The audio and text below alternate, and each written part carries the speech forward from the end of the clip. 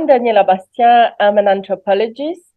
Um, I can't say that I'm a middle-aged woman. I say that I'm in my 40s.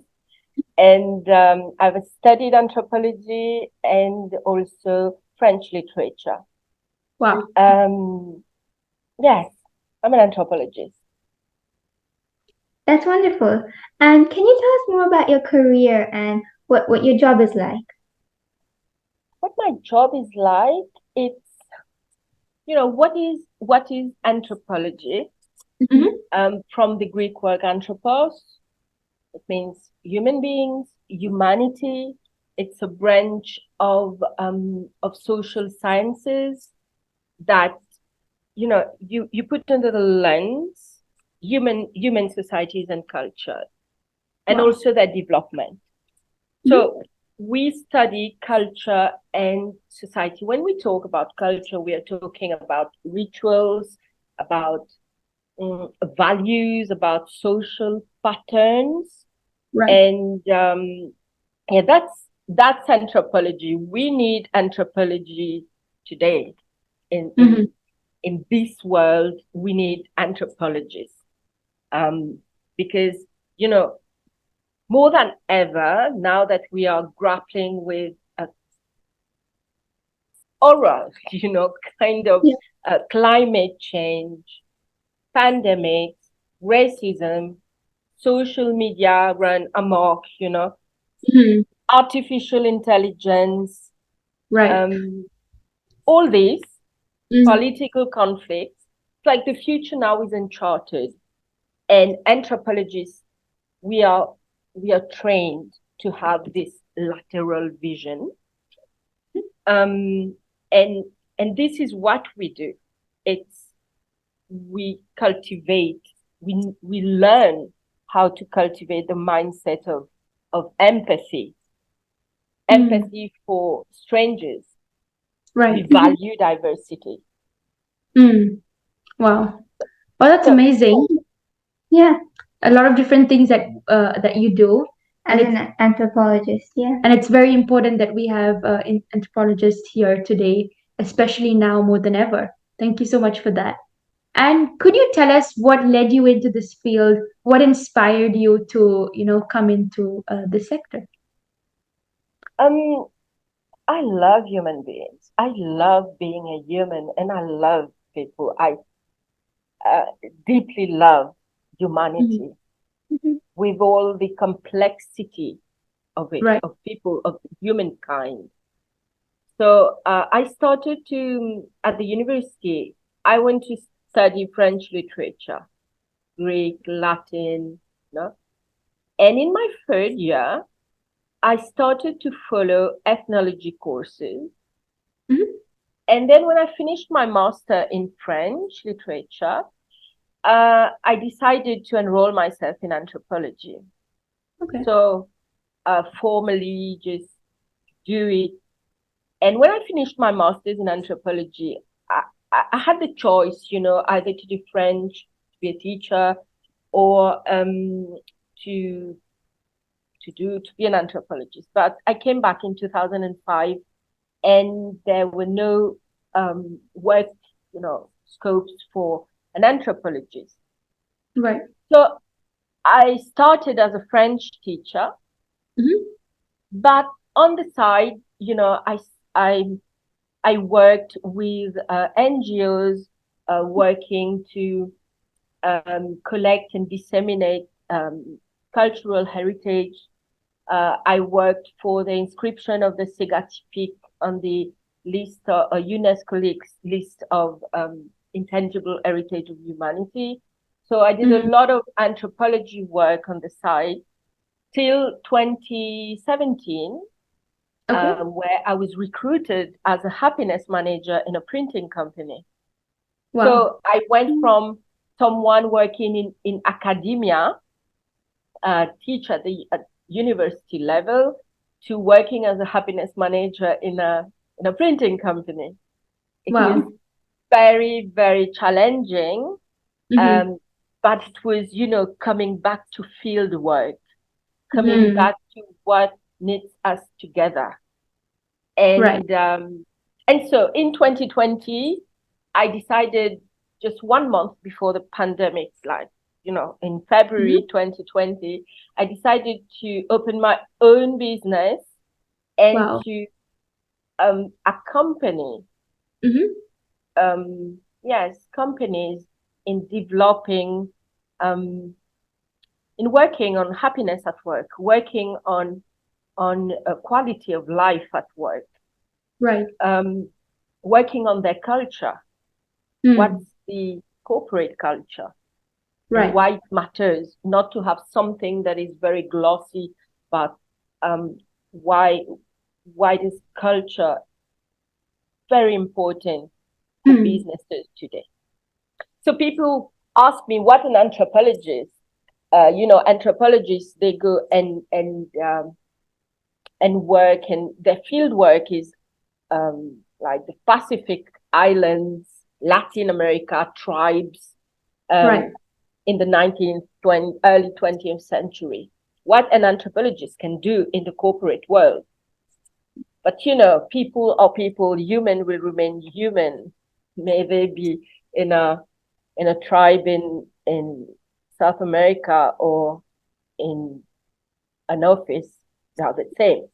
When you look Right. at an office today, you have tribes, you have Mm. a culture that can be different from team to team, a Mm. culture that's different from a company to another company, from an organization, from sectors.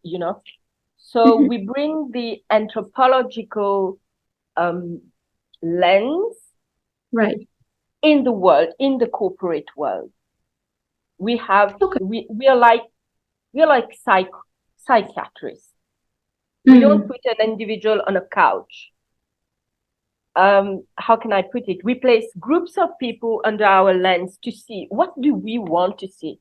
We want to see Mm. biases, assumptions, mental maps Yeah. that people collectively inherit. Right. So we are X-ray machines, and we look at the society through our X-ray machine. Wow. Wow. What a nice way to put it. I don't think could have been explained any better. Thank you for that. And it's very interesting what you're doing. I don't. Yeah. Thank you so much. And could you tell us what you like the most about what you do? What I like most is that I'm in contact with diverse groups of Right. people. Yeah. I'm in contact with blue collar jobs, people doing blue collar, white collar, like people doing manual work and people Mm. working in the office. Yeah. Um, this is the first thing that I like is understanding uh, understanding the people that make businesses work, run. You know. Yeah. The second thing is um, that what I like is when I listen to someone else's view. Sometimes I found their views strange for me because I have a background, I have a level of education, in strange for me. And Yeah. listening, it's like I'm becoming a better person. Mm. It's um like when I embrace what is strange but also familiar, because maybe this person is a woman, this person is a woman in her 40s, maybe this person is like Yeah.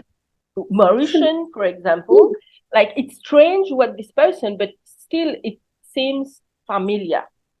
Right. So this situation um, let me see the blind spot in others, but also in myself. You know, this Mm. is what I like when you continuously meet people that you don't know, when you go out of your circle of, your circle of person with whom, and you just encounter what we call in French altérité, as something l'autre, the other, Mm. you know. Right. So and it builds who we are as a human, and it allows us to become a better person, actually. Wow. Wow. Wow. Yeah, you seem really happy and passionate about your job, and that's great. And finally, what is your advice to teens? My advice to teens, very, very simple, is that maybe in 10 years time, you will work, and the work that you will be doing, as per last research and reports, the work that you will be doing, but these work, they don't exist today. Mm.